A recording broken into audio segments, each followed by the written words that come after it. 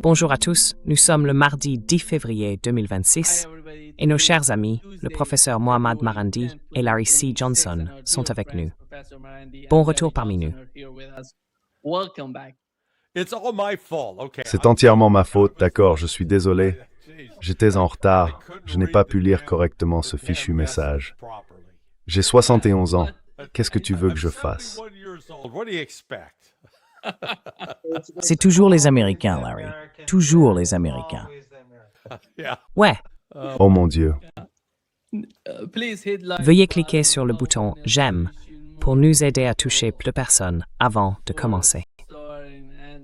Très bien, je vais commencer. Même si nous sommes très en retard, veuillez appuyer sur le bouton « J'aime ». Ouais. d'accord. Vous pouvez aimer le professeur Marandi et le professeur Nima Al-Khorshid. Ne m'aimez, d'accord? Aimez-les eux, ce sont les gentils. Non, non. Tu nous aimes tous ou tu n'aimes pas Daniel.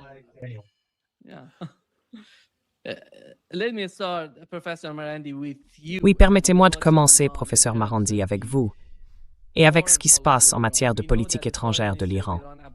Nous savons que le ministre iranien des Affaires étrangères, Abbas Araghchi, a appelé la Turquie, l'Égypte, et j'ai oublié le troisième pays, la Turquie, l'Égypte, et si je ne me trompe pas, le Qatar, pour les informer de ce qui s'est passé pendant le premier cycle, à la suite de la guerre de 12 jours. Il a informé la Turquie et les autres pays de la situation et de ce qui s'est passé lors des négociations avec la partie américaine. Et nous savons aujourd'hui que le chef du Conseil de sécurité nationale iranien s'est rendu à Oman, puis qu'il se rendra au Qatar. Que se passe-t-il dans l'esprit des responsables iraniens et que font-ils?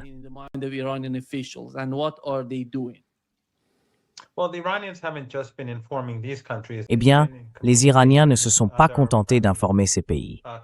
Ils ont été en communication avec d'autres pays amis, les Russes, les Chinois et d'autres acteurs pertinents dans la situation actuelle.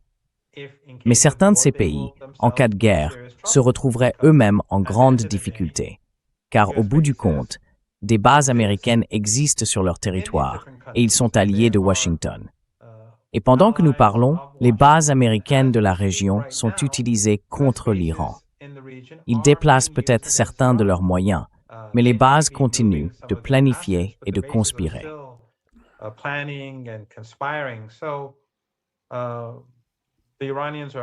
Alors, les Iraniens les informent de ce qui se passe. Mais en même temps, j'imagine que les Iraniens leur rappellent qu'ils ont un intérêt majeur dans tout cela. Une chose à laquelle nous devrions revenir, c'est le fait que des pays de toute la région prennent leur distance avec le régime israélien. Ils sont très inquiets d'une guerre. Et même les Émirats, semble-t-il, font un peu de bruit qu'ils ne font pas d'habitude. Donc ce que fait Trump et ce que fait le régime de Netanyahou, c'est repousser les pays loin d'eux.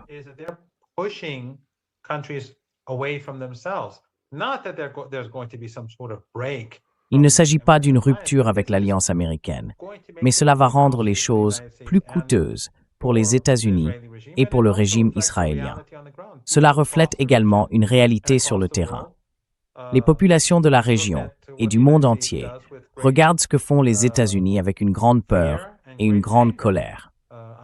Lors de cette conférence à laquelle j'assiste ici à Moscou, il y a des invités venus de pays du Golfe Persique et d'Asie occidentale. Ils sont très inquiets. Ils viennent me voir et me demandent « Que va-t-il se passer ?»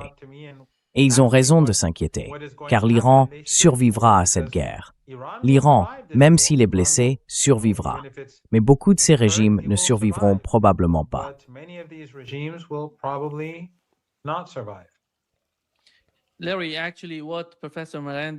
Larry, en fait, ce que le professeur Marandi vient de dire à propos du résultat possible d'une attaque américaine ou israélienne contre l'Iran, veulent-ils vraiment provoquer ce qu'ils appellent un changement de régime, comme ils aiment le dire, ou est-ce simplement la manière dont ils souhaitent le présenter?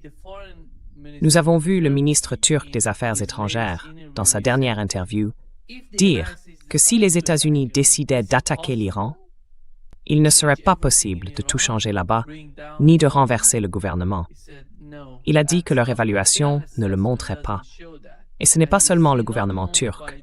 On voit tous les États arabes tenir le même discours. Quelle est votre compréhension de cela?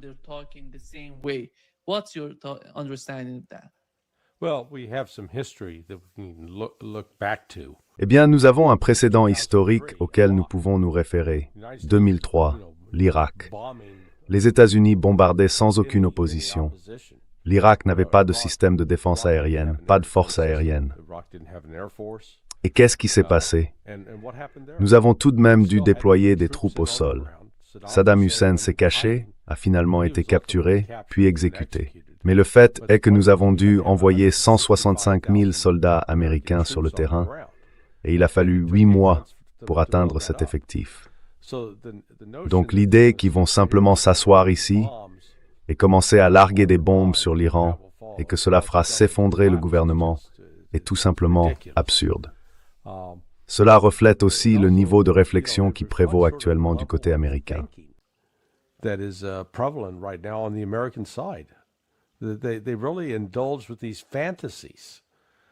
se complaisent vraiment dans ces fantasmes, des fantasmes délirants, et ne comprennent pas que ce que nous observons, ce sont les limites de la puissance militaire américaine. Regardez l'engagement contre les Houthis en mer Rouge il y a 8 mois. Cela résume toute l'histoire.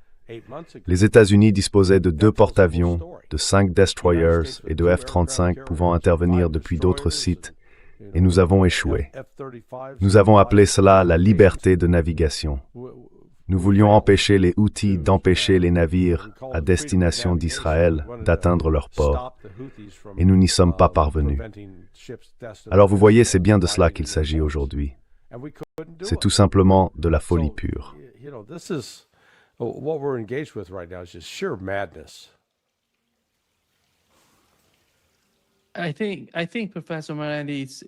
Je pense, professeur Marandi, qu'il est important de mentionner l'évaluation de l'armée iranienne.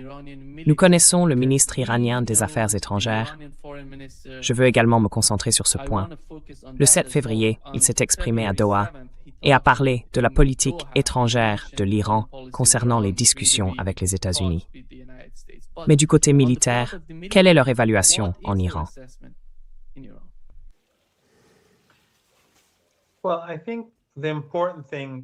Eh bien, je pense que l'important, c'est qu'il y a plusieurs points à prendre en compte ici. D'abord, la guerre de 12 jours pour l'Iran a été une expérience d'apprentissage majeure, car nous n'avions pas connu de guerre depuis que Saddam Hussein, à l'instigation de l'Occident, a envahi le pays. Pendant des décennies, notre équipement militaire n'avait pas été mis à l'épreuve, sauf lors de manœuvres et d'exercices. Pendant ce temps, les États-Unis ont été constamment en guerre. Et le régime israélien mène toujours un conflit ou un autre. Lorsque le régime israélien a frappé, l'armée iranienne, ses capacités offensives et défensives, a pour la première fois été véritablement mise à l'épreuve sur le champ de bataille.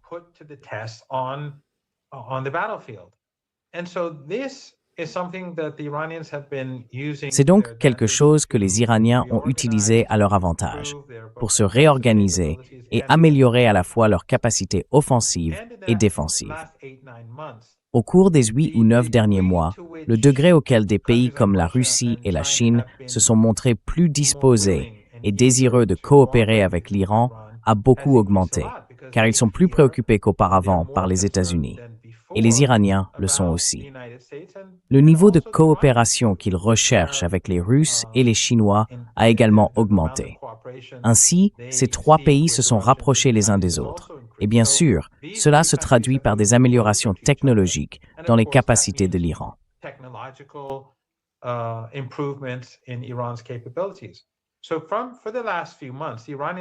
Ainsi, ces derniers mois, les Iraniens ont littéralement travaillé 24 heures sur 24.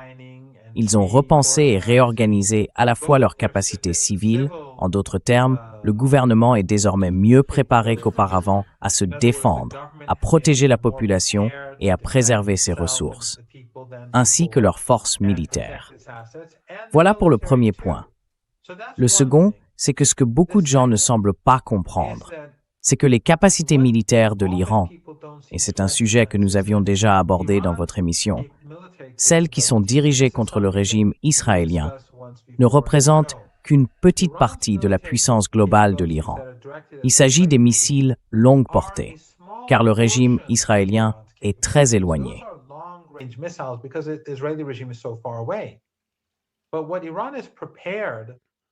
Mais ce à quoi l'Iran s'est préparé en cas de guerre avec les États-Unis remonte bien plus loin.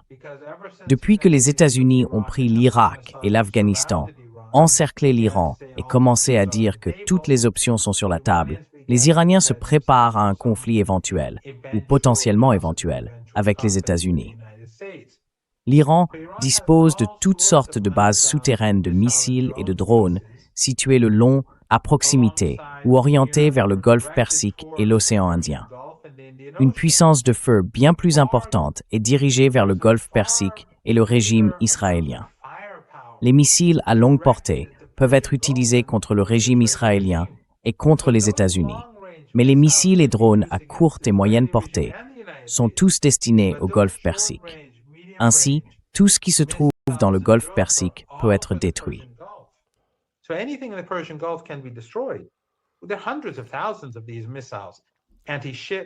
Il y a des centaines de milliers de ces missiles. Anti-navires, surface-mer, surface-surface, drones, missiles navire-terre, navire-mer. En plus de cela, il existe toutes sortes de petits hors-bords et de sous-marins. Ils se préparent depuis très longtemps. Ainsi, la puissance de feu dont dispose l'Iran, qui peut être dirigée contre le Koweït, le Qatar, les Émirats ou tout autre endroit où les États-Unis ont des bases ou des intérêts, est énorme. Par conséquent, je pense qu'une guerre serait catastrophique pour le monde. Et l'ayatollah Khamenei, le dirigeant, a déclaré très ouvertement que s'il y a une guerre, ce sera une guerre régionale. Qu'est-ce que ça signifie?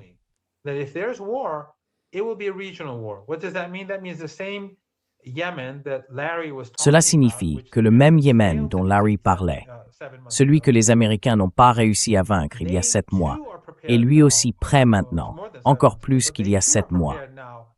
Ils sont mieux préparés pour la guerre. Et puis, il y a l'Irak, où la résistance est énorme, même si elle est pour l'instant contenue. Nous savons que lors des récentes élections parlementaires, les alliés de l'Iran ont remporté de grands succès. Ils détiennent une forte majorité au Parlement irakien et ils ne toléreront pas une attaque contre l'Iran, une menace existentielle pour l'Iran, car cela serait catastrophique pour l'Irak comme pour l'Iran. On aurait donc une guerre régionale. Il y aurait une puissance de feu massive du côté iranien. Toute personne sensée, je pense, dirait comme Larry l'a dit, qu'il serait purement illusoire de chercher la guerre et d'en attendre la victoire.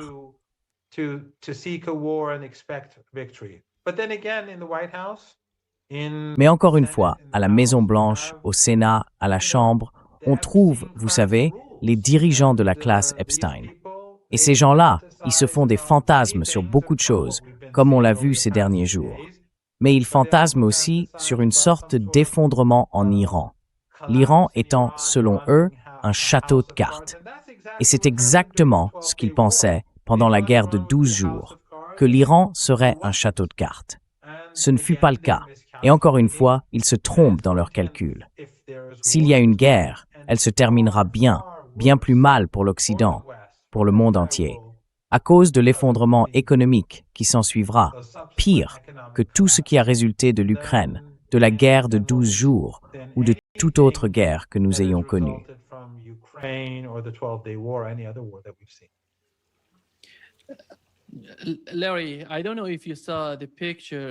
Larry, je ne sais pas si tu as vu la photo de l'attaché militaire chinois remettant au commandant de l'armée de l'air iranienne une maquette du chasseur furtif J-20. Cela semble montrer, je ne sais pas si l'Iran possède réellement ces avions, mais cela m'envoie un certain message en tant qu'observateur de ce qui se passe entre l'Iran, la Chine et la Russie. Je n'aurais jamais pensé que l'Iran serait aussi proche de ces deux pays. Oui, mais il semble que l'Iran se rapproche de plus en plus. En ce qui concerne la relation militaire entre les deux, comment évalues-tu ce qui se passe entre l'Iran et la Chine?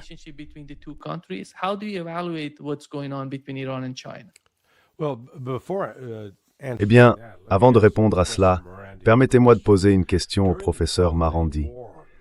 Pendant la guerre de 12 jours, les avions israéliens sont-ils réellement entrés dans l'espace aérien iranien? Excusez-moi.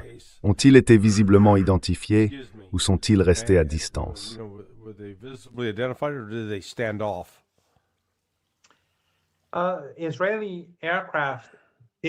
Des avions israéliens ont bien survolé l'Irak, et je pense que dans certains cas, ils sont même entrés dans l'espace aérien iranien. Parfois, ils ont été contraints de partir. Les chasseurs de l'armée de l'air iranienne les repoussaient, car il est très difficile pour les Israéliens de venir jusqu'ici, de se ravitailler et de bombarder. Cela les rend vulnérables, puisqu'ils doivent s'assurer d'avoir assez de carburant pour retourner à leur base. Cela donne donc un avantage aux intercepteurs iraniens. Mais d'après ce que je comprends, ils ne sont jamais allés très loin à l'intérieur de l'Iran, je peux me tromper. Mais des drones et des missiles israéliens, eux, sont bien entrés profondément en territoire iranien.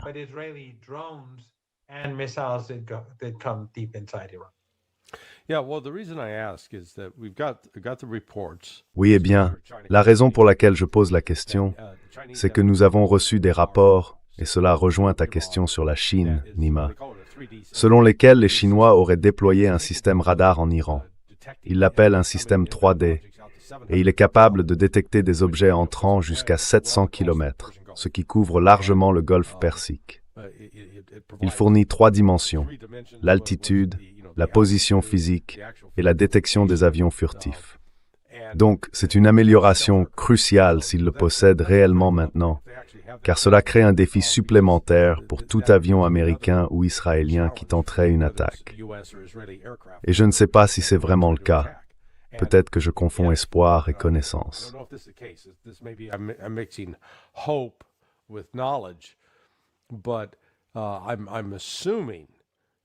Mais je pars du principe que la Russie a fourni certains systèmes S-400 pour la défense aérienne. Qu'ils soient opérés par des Russes ou que les Iraniens aient été formés à les utiliser, ce sont des systèmes de défense aérienne redoutables, capables de vaincre et d'abattre des avions furtifs. Et ce que je perçois du côté des États-Unis, c'est une arrogance, une présomption selon laquelle « Oh, l'Iran n'a rien qui puisse nous arrêter ». Je pense qu'ils vont cruellement se tromper, car comme l'a justement fait remarquer le professeur Marandi, l'Iran n'est pas resté les bras croisés en se disant « Oh, quelle belle journée, prenons le thé ». Ils se sont préparés.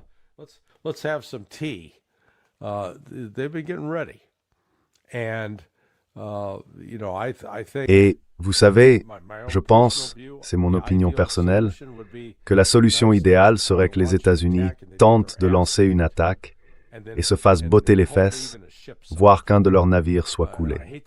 Je déteste le dire, mais c'est la seule chose qui pourrait nous réveiller de cette folie.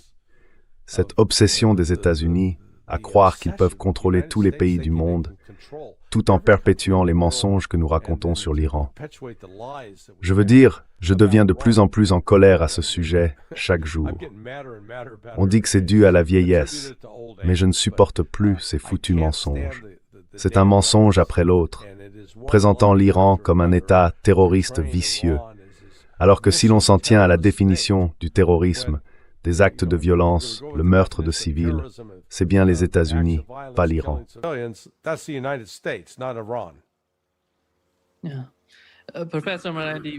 Oui, professeur Marandi, nous savons que Benjamin Netanyahou va rencontrer Donald Trump. Je suppose qu'il fera tout, qu'il apportera tout avec lui, voire qu'il inventera des choses, pour le convaincre de s'opposer à l'Iran, d'attaquer l'Iran. En ce qui concerne le programme de missiles balistiques iranien, en ce qui concerne le programme nucléaire iranien, comment voyez-vous l'influence de Benjamin Netanyahou à ce moment précis? Compte tenu de la situation actuelle et de l'ampleur de la confrontation entre l'Iran et les États-Unis, ainsi que des conséquences potentiellement dévastatrices, pensez-vous qu'il va réussir à convaincre Donald Trump? Is he going to convince, in your opinion, Donald Trump?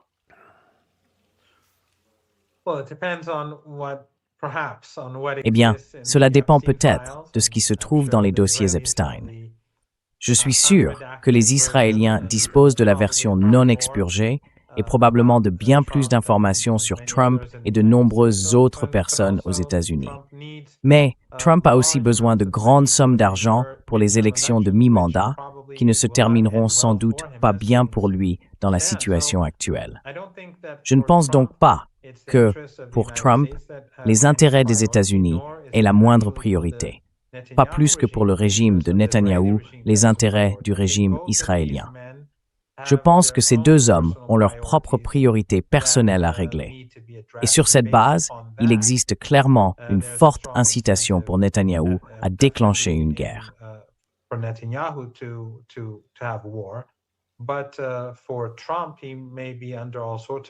Mais pour Trump, il peut être soumis à toutes sortes de pressions pour le faire. Ce que j'aimerais ajouter ici, en plus de ce qu'a dit Larry, c'est que je n'ai aucun doute qu'il y a eu un renforcement rapide des capacités de défense de l'Iran. Ils utilisent évidemment à la fois des ressources locales et indigènes, mais aussi le soutien de leurs amis et alliés. Leurs capacités sont également mobilisées. Et comme vous le savez tous les deux, la doctrine militaire iranienne a évolué. Comme l'a déclaré le chef d'état-major, le chef des forces armées iraniennes, il y a quelques semaines, la posture militaire de l'Iran est passée depuis la Seconde Guerre mondiale d'une position défensive à une position offensive.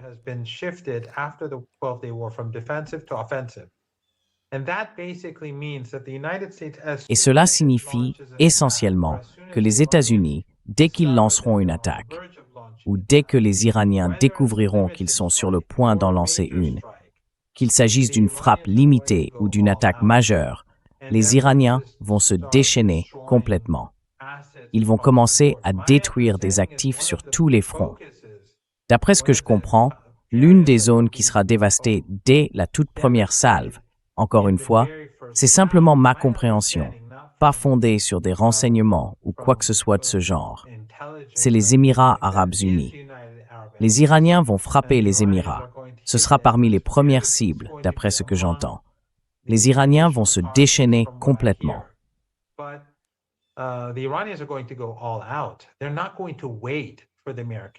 Ils n'attendront pas les Américains. Ce sur quoi les Iraniens compteront, c'est la dévastation. Et je ne pense pas qu'ils vont se concentrer sur les bases ou les navires américains. Ils iront bien au-delà. Je pense qu'ils détruiront la capacité d'exportation de pétrole, non seulement en fermant le détroit d'Ormuz. Ils peuvent neutraliser les pétroliers, les ports, les installations pétrolières et gazières, ainsi que les oléoducs du Caucase jusqu'à la mer Rouge. Ils peuvent tout arrêter. Ça plongerait les marchés d'énergie dans le chaos, détruirait les économies régionales et conduirait probablement à l'effondrement de ces régimes.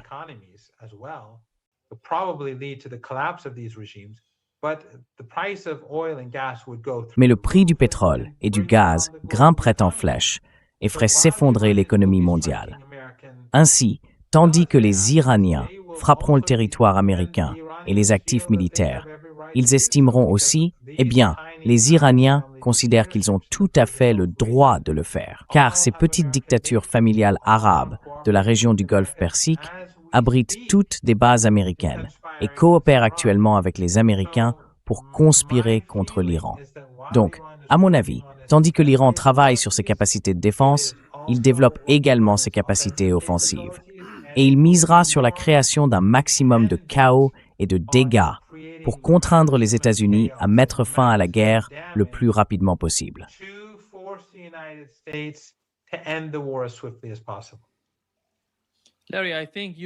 Larry, je pense que tu es mieux placé pour répondre à cette question. Qu'est-ce que Netanyahou veut de Donald Trump? Est-ce la 7e fois qu'il se rend aux États-Unis?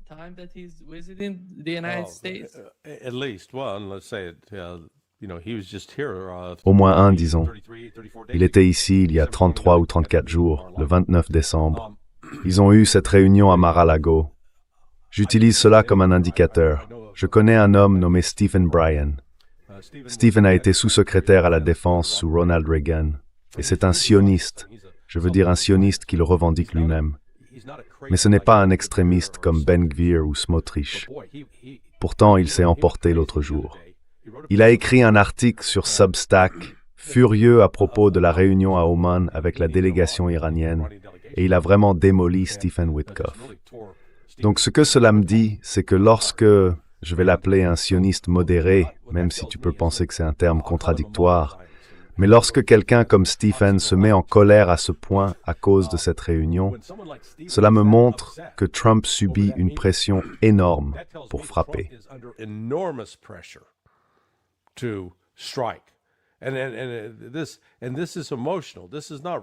Et c'est émotionnel, ce n'est pas rationnel. On a dépassé le stade où l'on essaie de s'asseoir pour réellement peser les calculs du type « Pouvons-nous faire cela ? Est-ce logique ? Comment y parvenir ?» Je pense en fait que la réunion de demain avec Netanyahou n'a pas tant pour but que Netanyahou fasse pression sur Trump. Je crois que c'est déjà décidé, l'attaque est déjà prévue. Il s'agit de coordonner l'attaque, de coordonner ce que fera Israël. Parce qu'un ami m'a indiqué plus tôt cette semaine qu'il y avait beaucoup de mouvements d'actifs, et la conclusion de cette personne était que c'est soit un autre coup de minuit, soit une préparation pour être en position d'apporter une aide à Israël s'il rencontre des difficultés.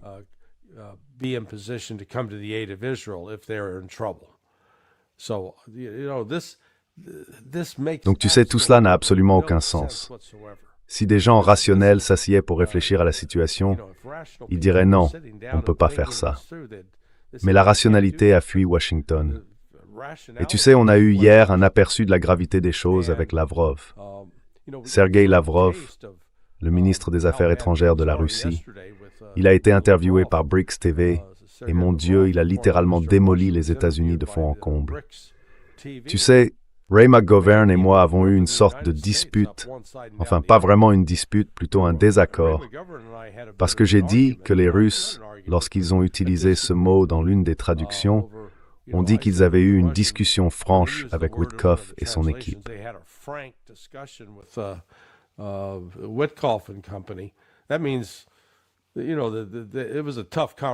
Cela veut dire que c'était une conversation difficile. Ce n'était pas que du thé et des scones et un langage diplomatique poli. Et Ray a dit « Oh non, non, non », il pensait que j'avais tort. Eh bien, d'après ce que Lavrov a dit hier, j'avais raison. Je veux dire, il a incendié les États-Unis. Il a essentiellement dit qu'il nous avait menti. Donc, quand je vois ça, toutes ces forces mises en mouvement, je pense que nous faisons face à quelque chose qui va être très, très lourd de conséquences. Et je ne vois pas comment les États-Unis peuvent s'en sortir. Je pense que les États-Unis vont provoquer, vous savez, c'est presque comme un acte de suicide.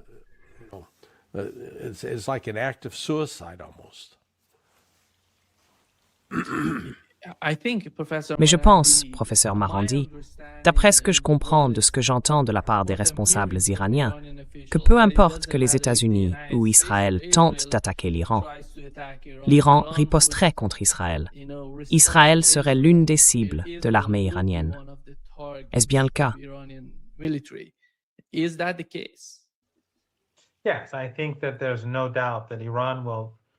Oui, je pense qu'il ne fait aucun doute que l'Iran frappera le régime israélien.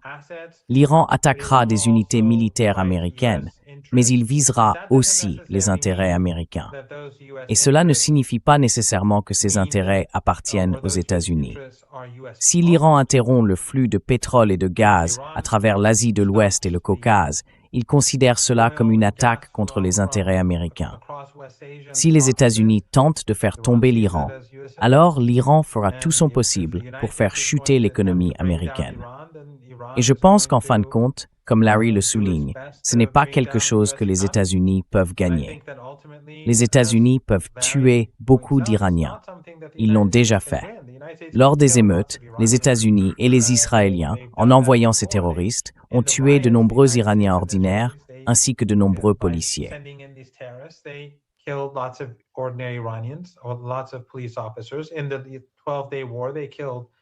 Pendant la guerre de 12 jours, ils ont tué des Iraniens.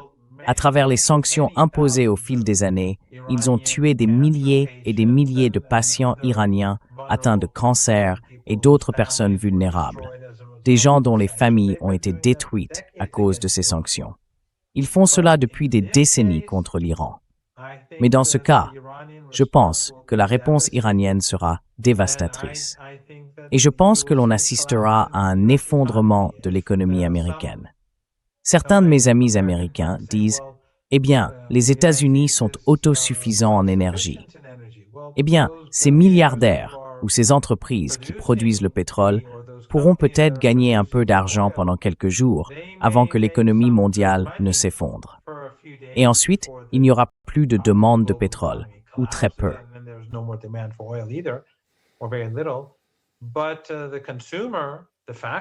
Mais les consommateurs, les usines, les entreprises, ce sont eux qui vont devoir payer. Et c'est cela qui va faire s'effondrer l'économie. Et de qui les gens vont-ils se souvenir dans tout ça? Ils se souviendront que ce sont Trump et Netanyahou qui ont poussé à cette guerre. Et tous ces gens dans les médias, de CNN à Fox News, du New York Times au Guardian, tous ceux qui ont passé tant de temps à diaboliser l'Iran, préparant le terrain pour la guerre. Même ceux qui prétendent être anti-guerre, mais qui ont diabolisé l'Iran, tous feront partie de cela. Et je pense que beaucoup de gens s'en souviendront. Beaucoup de ces personnes perdront aussi leur emploi. Quand l'économie s'effondrera, je ne pense pas que beaucoup de ces soi-disant analystes seront encore très demandés.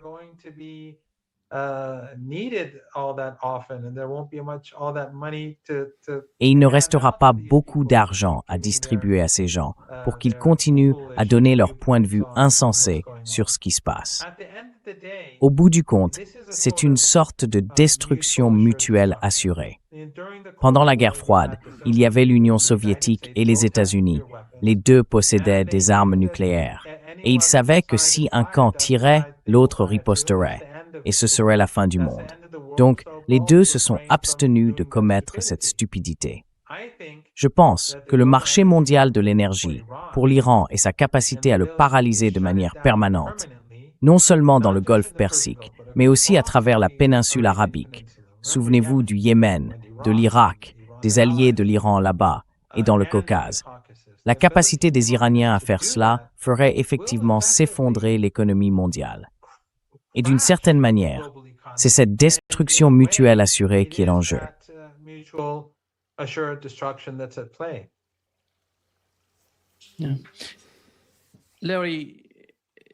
Larry, ce que tu as appris du ministre iranien des Affaires étrangères le 7 février, il parlait d'un accord global avec les États-Unis, un accord global. Mais le cœur, l'essence de ce dont il parlait, c'était la question de la Palestine. Je ne pense pas que la Palestine soit un conflit isolé entre les États-Unis et l'Iran, ou entre l'Iran et Israël. Tout est lié à ce qui se passe en Palestine et à la manière dont Israël tente d'occuper toutes les terres. En Cisjordanie, ils essayent de s'emparer de toutes les terres, et à Gaza, ils essayent de faire la même chose. Sans aborder, sans prendre en compte la question de Gaza, la question de la Palestine, il ne peut y avoir aucun accord global entre l'Iran et les États-Unis, même en évoquant les questions de sanctions et de programmes nucléaires. Quelle est ta compréhension de cela?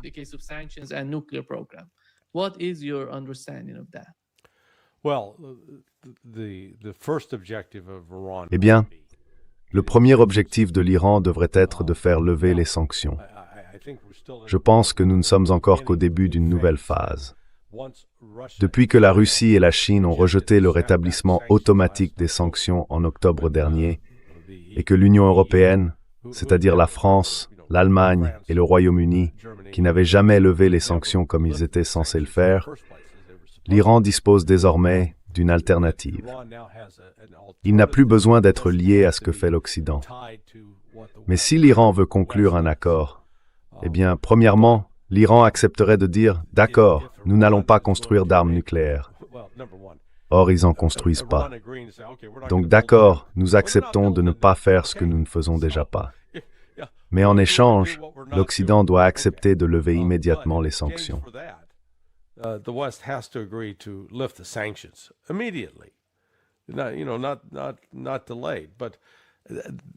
Tu sais, pas retardé, mais ça n'arrivera pas. Écoute, tout ça, c'est une mascarade autour de « Eh bien, il faut empêcher l'Iran d'obtenir une arme nucléaire ». C'est pas de ça qu'il s'agit. C'est de la haine envers la République islamique, pure et simple. Et l'objectif de l'Occident, c'est la destruction de la République islamique. Je ne veux pas me lancer dans une discussion théologique ici, mais il y a quelque chose à dire sur les racines religieuses ou la fondation de la République islamique. C'est antithétique à ce qu'est l'Occident. L'Occident, comme on le voit avec ses révélations issues des dossiers Epstein, est un système démoniaque. Il est maléfique et sans Dieu.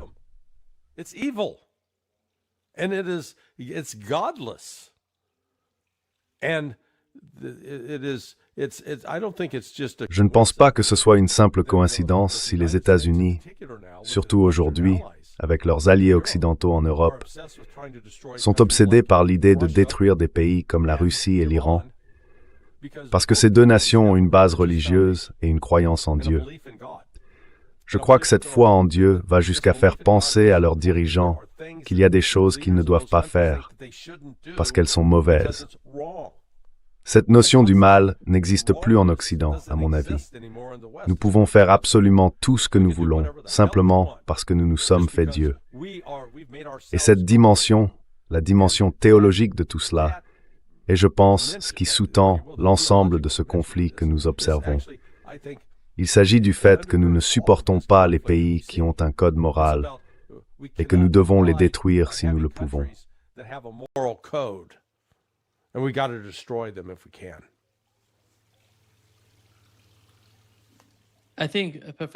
Je pense, professeur Marandi, que ma question pour vous concernerait le cas de la Palestine et l'importance que cela revêt pour l'Iran et sa politique étrangère.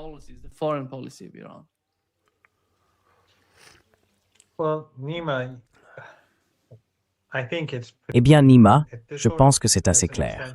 Et c'est en quelque sorte une extension de ce que Larry a dit. Le péché de l'Iran, sa culpabilité, son prétendu mal dans les médias occidentaux, les médias de la classe Epstein, vient du soutien de l'Iran au peuple palestinien. Ce soutien a eu un coût énorme pour l'Iran et ses alliés. Personne d'autre n'en paie le prix. La Turquie tire profit de ces discours tout en coopérant avec le régime israélien. Le Qatar profite de sa prétention à soutenir la cause palestinienne tout en travaillant main dans la main avec les Américains et l'Occident dans tous les domaines. Il en va de même pour tous ces autres pays. Mais l'Iran et ses alliés, eux, ils perdent des gens, ils sont sanctionnés, ils sont tués, ils sont assassinés.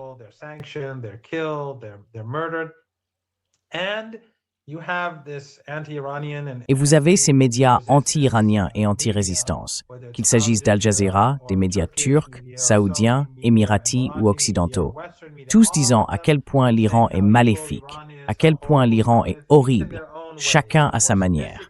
Certains plus sophistiqués, d'autres plus subtils, d'autres encore plus tonitruants.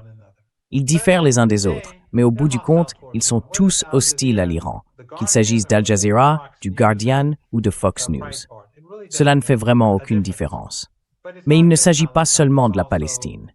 Il s'agit aussi de Cuba, de même que du Venezuela. L'Iran croit en et soutient ces entités qui subissent la pression de l'Empire, ainsi que la Syrie.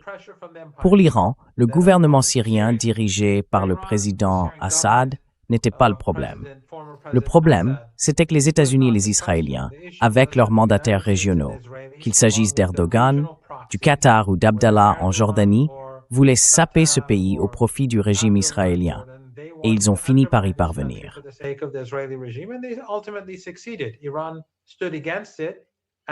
L'Iran s'y est opposé, tout comme en Irak et au Liban, parce qu'il était contre Daesh et Al-Qaïda, ainsi que contre l'hégémonie occidentale.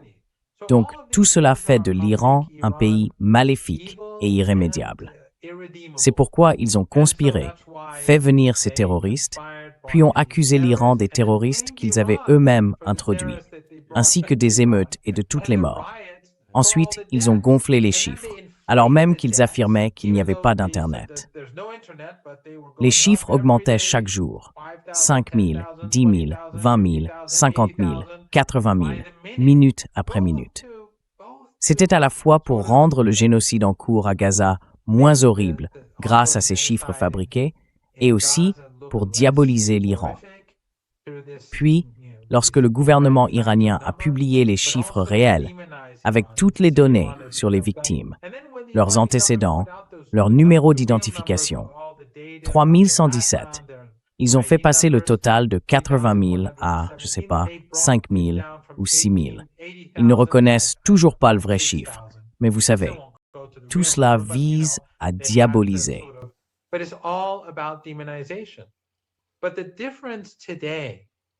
Mais la différence aujourd'hui, c'est que l'Occident n'a plus cette autorité, qu'il s'agisse de pouvoir ou d'autorité morale.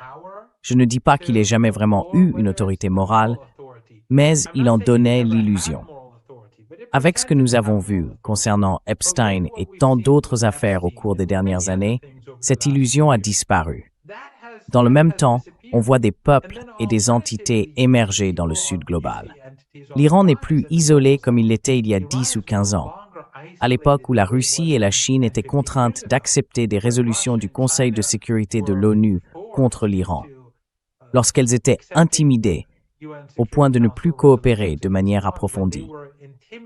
Cela change, car le monde se montre désormais de plus en plus méfiant et en colère envers les États-Unis. Et ces puissances montantes, l'Iran, la Russie, la Chine, entre autres, ont une vision monde différente.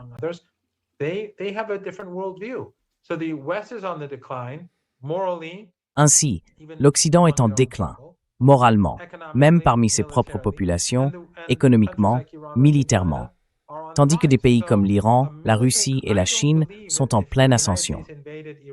Je ne crois pas que si les États-Unis avaient envahi l'Iran après avoir pris l'Irak, à l'époque où certains disaient « les vrais hommes vont à Téhéran », ils auraient gagné. Je pense que cela aurait été un échec catastrophique. Mais je crois qu'aujourd'hui, cela se terminerait bien plus mal pour l'Empire que cela ne l'aurait fait à l'époque. Comme je l'ai dit, les gens aux États-Unis et dans le monde entier ne croient plus à la propagande. Chaque jour, de nouvelles révélations sortent des dossiers. Certaines dont je ne peux même pas parler, vous savez, parce que vous pourriez avoir des problèmes avec YouTube. Mais certaines des choses que j'ai vues ces derniers jours à propos de... Enfin, peu importe.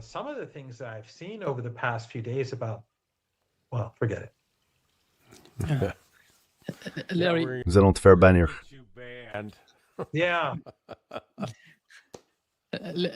Oui. Larry, laisse-moi te lire ce qu'Ali Larijani, le chef du Conseil national de sécurité iranien, vient de tweeter. Il dit que Netanyahou est actuellement en route vers les États-Unis et que les Américains doivent réfléchir avec sagesse et ne pas lui permettre, par des postures avant son vol, de laisser entendre qu'il veut aller enseigner aux Américains le cadre des négociations nucléaires. Ils doivent rester vigilants face au rôle destructeur des sionistes. Je pense, Larry, que lorsqu'il s'agit d'une guerre avec l'Iran, Donald Trump, après tout tu as mentionné, que tous les signes montrent qu'ils veulent attaquer l'Iran. Mais s'ils le font, combien de temps les États-Unis peuvent-ils réellement poursuivre une guerre avec l'Iran? La durée de la guerre est, à mon avis, d'une importance particulière.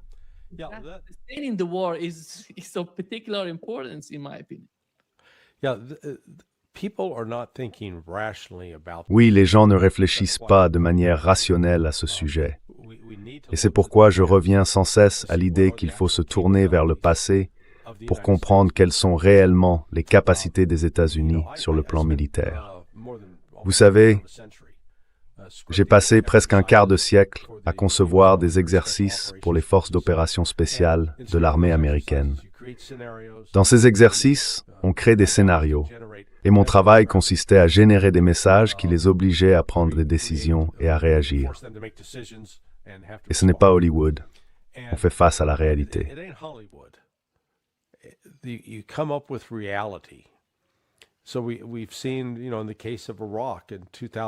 Nous avons vu, vous savez, dans le cas de l'Irak en 2003, que malgré la capacité des États-Unis à bombarder l'Irak sans relâche, et nous pouvions survoler le pays sans craindre d'être abattus, cela n'a pas forcé le régime de Saddam Hussein ni son gouvernement à s'effondrer. Nous avons en réalité dû y envoyer des troupes. Eh bien, ces troupes n'apparaissent pas simplement d'un claquement de doigts. Vous savez, ce n'est pas comme dans Star Trek, où l'on peut les téléporter, Scotty. Il a fallu 8 mois pour rassembler 165 000 soldats. et j'ai commencé à mieux comprendre la taille de l'Irak.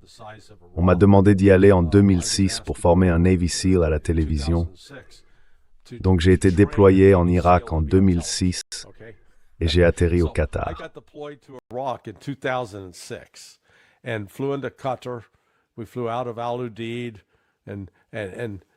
Nous avons décollé d'Al-Udeid et vous savez, c'était de long. J'étais à bord d'un C-130 et c'était un vol long et éprouvant. L'Iran est 4 fois plus grand que l'Irak. Bon sang. D'accord? C'est donc un grand pays. Et l'Irak n'a pas de montagne comme l'Iran, donc rien que le relief rend les choses difficiles. Nous avons vu l'usage de la force militaire américaine. Nous en avons eu 20 ans en Afghanistan. Et ce n'est pas comme s'ils combattaient une armée dotée d'artillerie, de chars, d'hélicoptères, d'avions de combat et de moyens d'imagerie aérienne. Ils combattaient des gardiens de chèvres, des bergers, des types qui avaient des fusils, des armes de poing, peut-être quelques mortiers. Et nous n'avons pas pu les vaincre.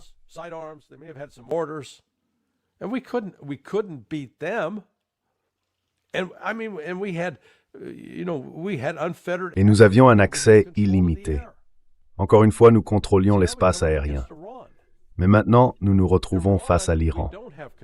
Avec l'Iran, nous ne contrôlons pas l'espace aérien. Et oui, je pars du principe que l'Iran a désormais renforcé ses systèmes de défense aérienne et les a considérablement modernisés. Je ne sais pas si c'est le cas ou non. S'il y a des Chinois ou des Russes qui opèrent ces systèmes de défense aérienne tout en formant les Iraniens à les utiliser, mais c'est une situation complètement différente. Et vous savez, si les États-Unis n'ont pas pu l'emporter en Afghanistan ou en mer Rouge contre les Houthis, sur quelle planète vivent-ils pour imaginer qu'ils peuvent attaquer l'Iran sans en subir les conséquences?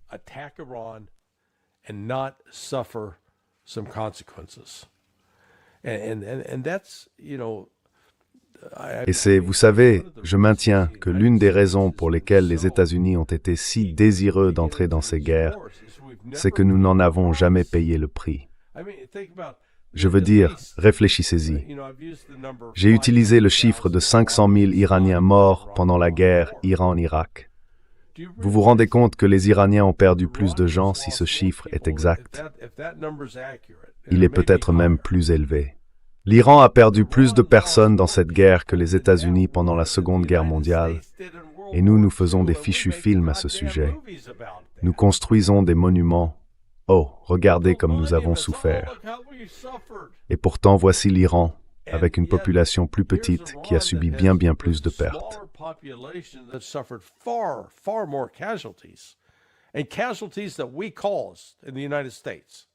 Et les victimes que nous avons causées, eh bien, les États-Unis ont rendu cela possible. Nous avons encouragé Saddam à attaquer. Nous avons fourni le gaz moutarde qui a attaqué mon ami et frère, Mohammad Marandi, et nous nous en sortons indemnes. Nous ne subissons aucune des conséquences, car nous ne connaissons pas le prix de ce que nous infligeons aux autres. Et vous savez, c'est l'une des raisons pour lesquelles je m'exprime autant ces temps-ci. Cela doit cesser. C'est mal. Mais malheureusement, en Amérique, les gens l'acceptent et le célèbrent. Ils pensent que ce que nous faisons est juste. They think we're doing what we're doing is right. Professeur Marandi, il semble qu'Ali Larijani ait rencontré les Houthis, ainsi que le chef du mouvement Ansarullah. Comment intégreriez-vous Ansarullah dans ce scénario d'une attaque contre l'Iran?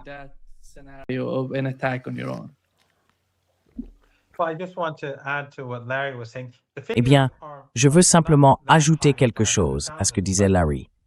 Les chiffres ne sont pas si élevés, 500 000. Mais je suis en fait allé avec Max Blumenthal au cimetière de Téhéran. Nous avons fait notre émission ensemble là-bas, au cimetière militaire. Et je lui ai dit que, fondamentalement, tous ces soldats morts sont le résultat de la politique des États-Unis. Et vous savez, chaque fois que les Américains aiment se plaindre de l'Iran, pour moi, c'est comme s'ils n'avaient vraiment rien dont se plaindre. Je veux dire, l'utilisation d'armes chimiques. Larry a parlé du gaz moutarde. Je me souviens que la première fois que des armes chimiques ont été utilisées contre moi, mes camarades et mes frères, C'était pendant l'opération Khaybar. C'était un agent neurotoxique et je ne pouvais plus respirer. C'était comme si on m'étranglait et aucun de nous ne pouvait respirer.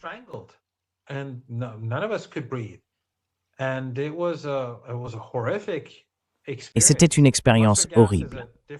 Le gaz moutarde est une autre forme d'horreur. Si vous survivez à un agent neurotoxique, vous survivez. Mais le gaz moutarde, même si vous en réchappez, cela ne veut pas dire que vous vivrez très longtemps, car il ronge vos organes internes, en particulier vos poumons.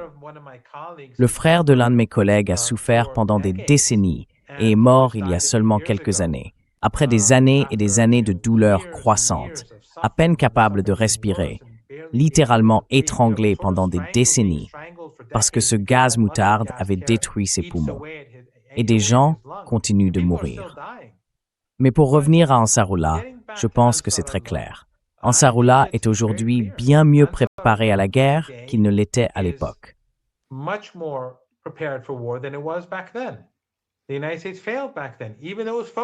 Les États-Unis ont échoué à l'époque, même s'ils étaient concentrés sur Ansarullah.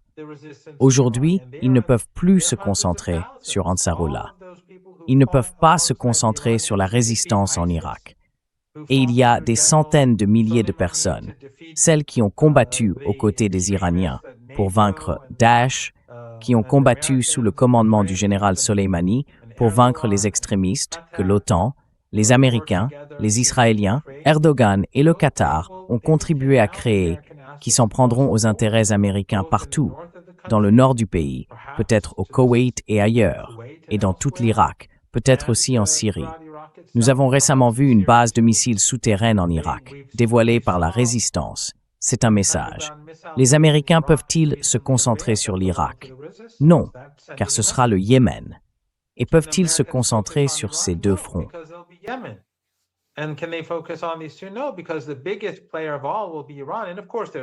Non, parce que le plus grand acteur de tous sera l'Iran. Et bien sûr, il y a aussi le Hezbollah au Liban, ainsi que la résistance ailleurs, probablement des foyers de résistance à travers la région. Et imaginez si cette guerre éclate au Yémen. L'Irak et le Yémen ont d'immenses populations, n'est-ce pas? Ce ne sont pas le Koweït, ni le Qatar, ni les Émirats. Bahreïn, les Émirats, le Koweït, ce sont de tout petits régimes. Tous réunis, ils ne comptent que quelques millions d'habitants, peut-être 3 ou 4 millions. C'est la taille d'une seule ville en Irak ou au Yémen. Donc si la situation dégénère, il y aura plusieurs fronts composés de personnes bien formées et bien préparées. Et au cœur de tout cela, il y aura l'Iran, qui dispose d'une capacité massive en missiles et en drones, capable de mettre fin au commerce du pétrole et du gaz.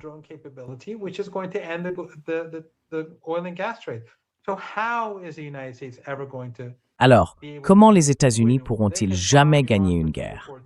Ils peuvent bombarder l'Iran pendant 3 ou 4 jours, peu importe ce que font les défenses aériennes. Et je suis sûr que les Iraniens ont travaillé sur ces défenses. Mais disons qu'ils parviennent à bombarder l'Iran pendant 3 ou 4 jours.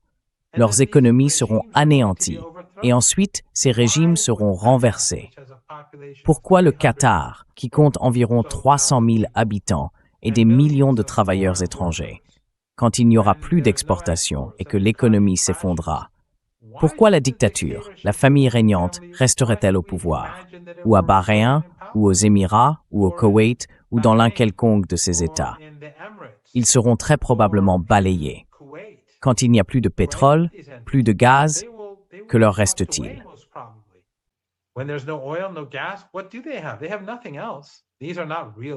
Ils n'ont rien d'autre. Ce ne sont pas de vrais pays. Ce ne sont pas de vraies économies. Aux Émirats, la population étrangère est d'environ 10 millions, tandis que les Émiriens sont peut-être 1,4 million, 1,5 million. Les étrangers sont pour la plupart des hommes adultes, alors que les Émiriens sont surtout des enfants et des femmes. Si le régime commence à vaciller, pourquoi devrions-nous même imaginer qu'il restera intact? Ainsi, lorsque ces régimes s'effondrent, le marché du pétrole s'envole. Et bien sûr, pendant ces premiers jours, un autre ennemi des États-Unis gagnera beaucoup d'argent, et c'est la Russie. Mais cela mis à part, grâce à leurs exportations de pétrole et de gaz, même si je suis presque sûr qu'ils accorderont d'importantes réductions à la Chine. Il ne fait aucun doute qu'en raison de leur coopération sur l'Ukraine et du soutien des Chinois aux Russes, ils rendront l'appareil aux Chinois.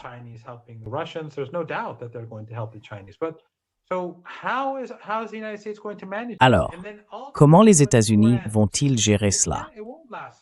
Et puis finalement, quand cette guerre prendra fin, et elle ne durera pas longtemps, les gens aux États-Unis vont dire « Pourquoi avez-vous détruit notre économie? Qui a détruit notre économie ?» Et tout le monde saura que c'est la classe Epstein, les sionistes, ceux qui sont à la Chambre, au Sénat et à la Maison-Blanche. Et que vont faire les Américains? Vont-ils attendre les élections de mi-mandat ou s'agira-t-il d'une Amérique différente? Je pense que nous allons assister à de l'instabilité aux États-Unis, une instabilité majeure. Ce sera un tournant, car les gens sauront qui a provoqué cette catastrophe et les gens du monde entier sauront qui en est responsable. C'est exactement pour cela que l'Iran négocie. Les Américains ont imposé toutes ces conditions et l'Iran est resté ferme.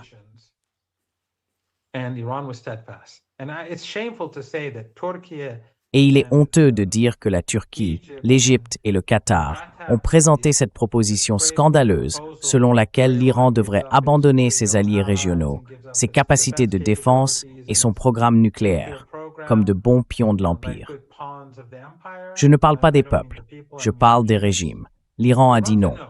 L'Iran a dit « Regardez, nous n'allons négocier que comme nous l'avons fait auparavant, comme en 2015. Nous ne le ferons pas en Turquie. Nous le ferons à Oman. » Les Américains ont dû accepter et ils s'y sont rendus. Les Iraniens disent « Regardez, nous n'allons pas renoncer à notre souveraineté, mais nous sommes prêts à discuter. » Pourquoi? Parce que l'Iran veut que le monde voie que nous ne sommes pas le problème. L'Iran pourrait dire « Non, nous n'allons pas négocier. » Mais au lieu de cela, ils ont dit « Non, nous négocierons indirectement à Oman et uniquement dans ce cadre. »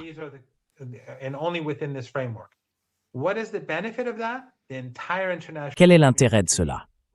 L'ensemble de la communauté internationale reconnaît que l'Iran est disposé à dialoguer. L'Iran est raisonnable. L'Iran s'attend à ce que sa souveraineté soit préservée, mais il est prêt à faire preuve de flexibilité. Les États-Unis, en revanche, sont irrationnels, déraisonnables et profondément influencés par les sionistes ou la classe Epstein. Qui sera tenu pour responsable après la guerre? Ce sera très important pour l'Iran. Nous ne voulons pas être blâmés. Nous ne voulons pas détruire l'économie mondiale. Nous ne voulons pas que ces régimes de la région du Golfe Persique s'effondrent. Nous ne voulons pas apporter la misère aux populations de la région et du monde. Mais l'Iran veut s'assurer que la responsabilité soit attribuée à l'autre camp, comme lors de la guerre des 12 jours. L'un des aspects vraiment fascinants de cet épisode est que les Iraniens ont accepté des négociations indirectes.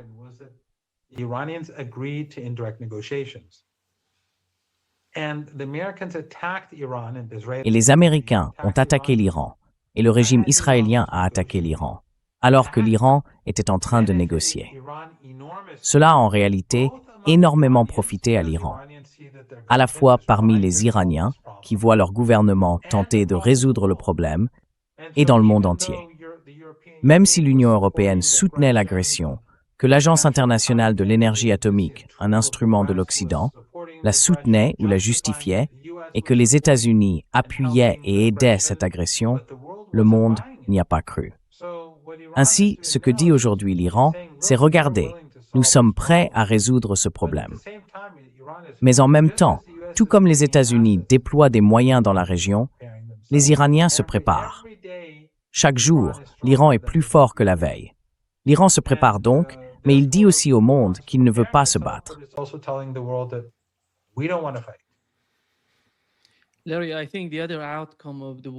Larry, je pense qu'une autre conséquence de la guerre et de l'attaque américaine contre l'Iran serait un changement dans la doctrine iranienne concernant son programme nucléaire.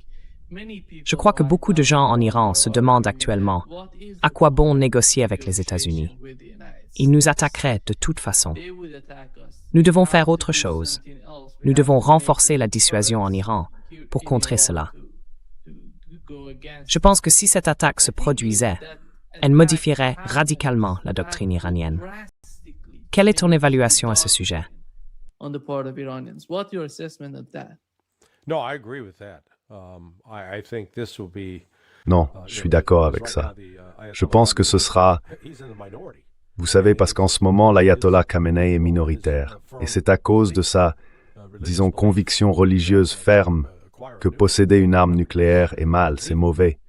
Mais les États-Unis finissent par défendre indirectement l'idée que l'Iran doit avoir une arme nucléaire pour qu'on lui fiche la paix. Je pense que, vous savez, ce dont le professeur Marandi parlait en termes de résultats possibles, il y a une hypothèse en Occident selon laquelle si nous attaquons, ce sera rapide. Nous les frapperons, l'Iran abandonnera et ils ne pourront pas tenir. Je pense que c'est une hypothèse erronée. I think that's a false assumption. I think what is much more likely. Je pense qu'un scénario bien plus probable est que cela s'éternise, que l'Iran continue de riposter. Vous savez, les frappes sur les bases militaires ne nécessiteront pas plus de 2 semaines d'efforts, donc elles peuvent être détruites assez rapidement ou endommagées de manière à ne plus avoir d'utilité militaire. Ensuite, Israël, je pourrais imaginer Tel Aviv et Haïfa dévastés. Et vous savez, Israël pourrait être tenté d'utiliser une arme nucléaire. Mais même s'il le faisait, ce serait horrible pour l'endroit en Iran qui serait touché. Et les répercussions seraient énormes.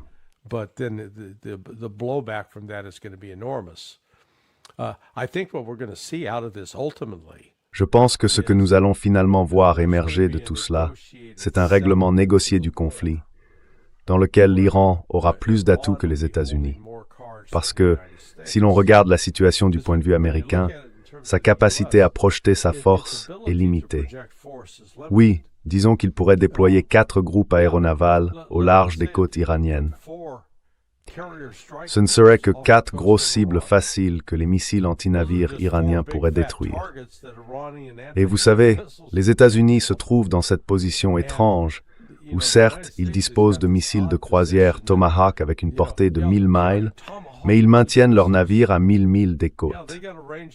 Devinez quoi?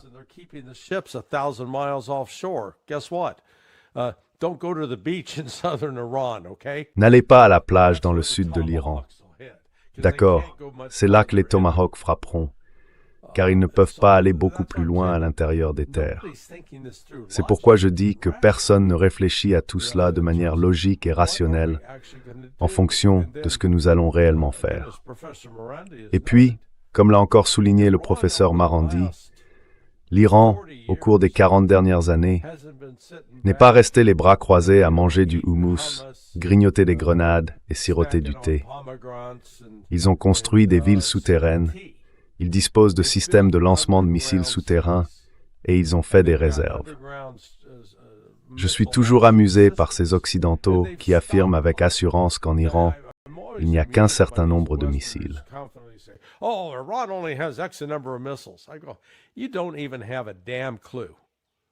Je te dis, tu n'as même pas la moindre idée. Nous n'avons pas la capacité de voir à travers la terre et de savoir ce qu'il y a sous le sol. Je soupçonne que l'Iran possède un stock de missiles bien plus important que ce que l'Occident peut imaginer.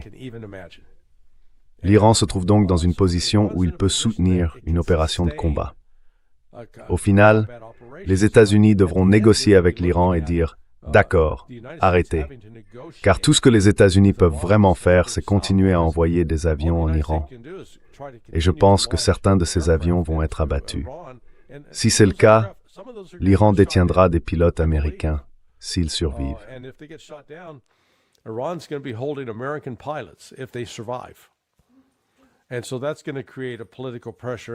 Et donc cela va également créer une pression politique à l'intérieur des États-Unis.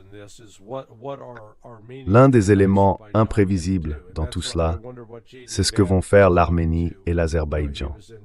Et c'est de cela, je pense, que parle J.D. Vance. Il était en Arménie hier, il est en Azerbaïdjan aujourd'hui. Je ne fais absolument pas confiance à ces 2 pays. Maintenant, je pars du principe, et c'est peut-être une hypothèse erronée, que la Russie, par l'intermédiaire de ses services de renseignement, surveille ce qu'ils font et tient l'Iran informé. Mais je peux imaginer que dans le cours des événements, il devienne nécessaire pour l'Iran d'attaquer l'Arménie et l'Azerbaïdjan, car ils pourraient servir de base de lancement pour des opérations militaires américaines.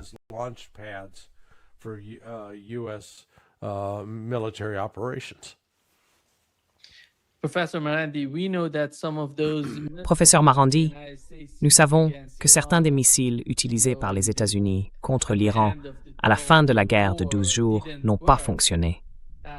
Est-ce pour cette raison que les Iraniens disposent peut-être de bonnes informations sur les missiles Tomahawk? Comment voyez-vous cela, le fait d'obtenir des informations à partir du conflit en cours? Vous avez mentionné que cela avait, d'une certaine manière, renforcé les connaissances et l'expérience de l'Iran dans la lutte contre les États-Unis. D'un autre côté, comment pensez-vous que la doctrine du programme nucléaire iranien va évoluer?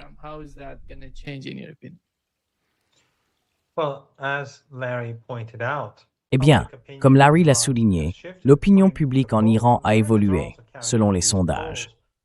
Les Américains réalisent également ces sondages publiquement depuis leurs bases et bureaux en Turquie. Nous savons qu'en Iran, des instituts de sondage iraniens mènent aussi des enquêtes. L'une des choses que nous observons aujourd'hui, surtout après la guerre de 12 jours, c'est que l'équilibre de l'opinion en Iran concernant les armes nucléaires s'est déplacé vers le soutien à l'idée d'en posséder une.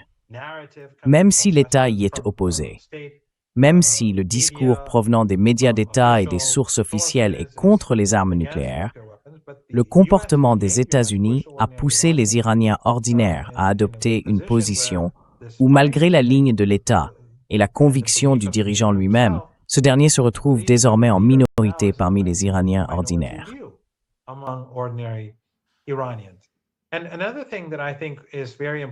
Une autre chose que je trouve très importante, c'est que l'Occident continue d'affirmer que l'Iran est un château de cartes, tout comme pendant la guerre de 12 jours. Et cela repose sur des fantasmes qu'ils entretiennent et développent depuis des décennies. Lorsque les émeutes ont éclaté en Iran les 8 et 9 janvier, et que de nombreuses personnes ont été tuées par ces terroristes et émeutiers, les Iraniens ordinaires sont descendus dans la rue. Je crois le 12 janvier, dans tout le pays et à Téhéran. Je ne sais pas si tu étais à Téhéran, Nima, mais je pense que tu étais à Ahvaz à ce moment-là.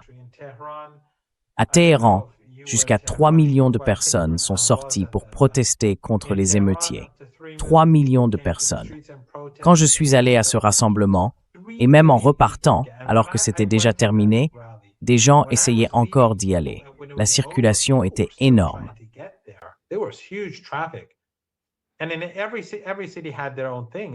Et chaque ville avait sa propre dynamique, et elles étaient toutes immenses, sans précédent dans de nombreux endroits.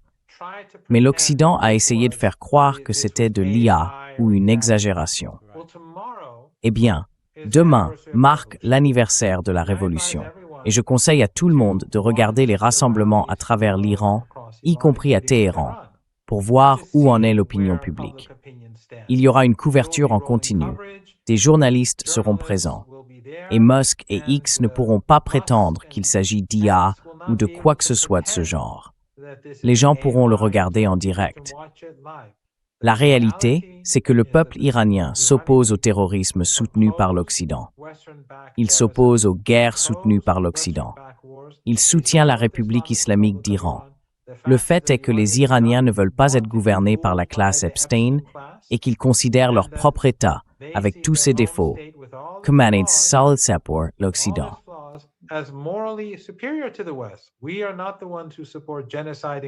Nous ne sommes pas ceux qui soutiennent le génocide à Gaza.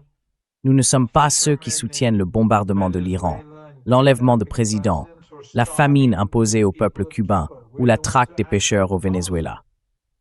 Nous sommes ceux qui s'opposent réellement à tout cela. Et les gens en Iran le voient. Ils voient les dossiers Epstein être révélés. Ils voient la véritable nature des dirigeants de l'Occident. Et les populations à travers l'Occident sont indignées et en colère. Alors, si ces élites occidentales, qui continuent de promouvoir ce récit et le font à la demande de la classe Epstein, à la demande de ces sionistes, continuent de pousser l'idée que, oh, le régime est impopulaire, les gens veulent qu'il s'effondre, Eh bien, regardons les faits demain et voyons où les gens se situent réellement.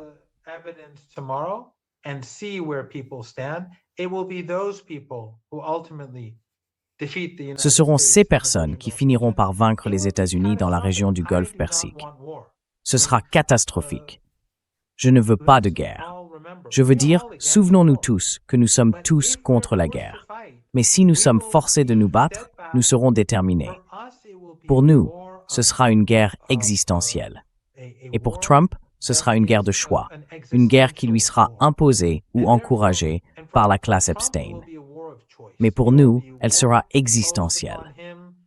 Nous devrons nous battre et nos alliés dans toute la région devront se battre. À mon avis, les alliés des États-Unis dans la région seront les plus grands perdants.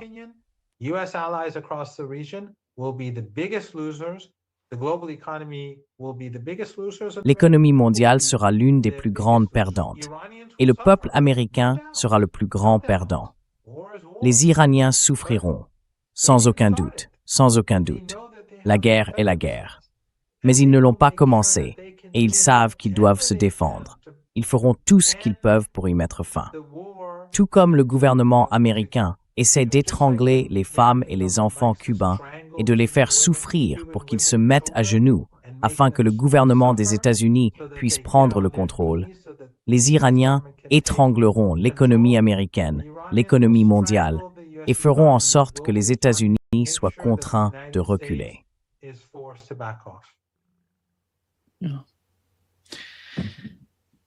Merci beaucoup, Larry et professeur Marandi. Larry, avez-vous quelque chose à ajouter? Do you I have was gonna something say, to- no, let me add this. It touches Permettez-moi on d'ajouter the ceci. dimension. Cela touche à toute la dimension The économique. US, L'hégémonie économique des États-Unis est morte. Elle a cessé d'exister. it's just, but Mais si vous avez déjà vu une poule à qui on a coupé la tête, elle continue à courir un moment. C'est exactement là où en sont les États-Unis aujourd'hui. Le pays continue de croire qu'il contrôle encore l'économie mondiale. Mais en réalité, comme on le voit sur les marchés de l'or et de l'argent, les États-Unis ont perdu la maîtrise de la situation. Les vulnérabilités du système sont bien réelles et importantes, au point que les États-Unis ne se rendent pas encore compte qu'ils ne contrôlent plus le récit. Et c'est là un thème sous-jacent. Je pense que si les États-Unis décident d'attaquer l'Iran, et malheureusement, je pense qu'ils le feront, And unfortunately, I think it will. That is going to accelerate the unraveling. cela va accélérer le démantèlement de ce qui a été cet ordre économique établi, contrôlé par les États-Unis et qui existe depuis la fin de la Seconde Guerre mondiale. Et si quelqu'un m'écoute, si vous en avez l'occasion, vous pouvez aller sur sonar21.com, mon blog. J'y ai publié hier soir un article qui citait longuement ce que Sergei Lavrov avait à dire sur ce nouvel ordre économique mondial. Je veux dire, il pensait exactement comme moi. Et je pense qu'il est probablement dans une meilleure position pour savoir quelles sont certaines des réalités. Mais vous savez, au bout du compte, nous prions tous pour la paix. Il y a cette obsession en Occident pour le fait de tuer des gens. Cela me dégoûte de plus en plus chaque jour.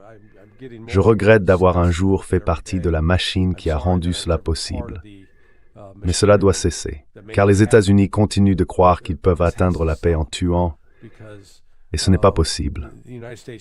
Je laisserai donc cela comme une note joyeuse pour conclure notre conversation. I'll leave that as a cheery closing to our conversation. Thank you Merci so beaucoup, much. professeur. Vous êtes un héros, Larry. Eh bien, j'ai une grande admiration pour vous deux jeunes hommes. Admiration for you two youngsters. Yeah. Merci beaucoup. So much. All right, guys. D'accord, les gars. À bientôt. Merci. Au revoir pour l'instant. Bye-bye. Au revoir.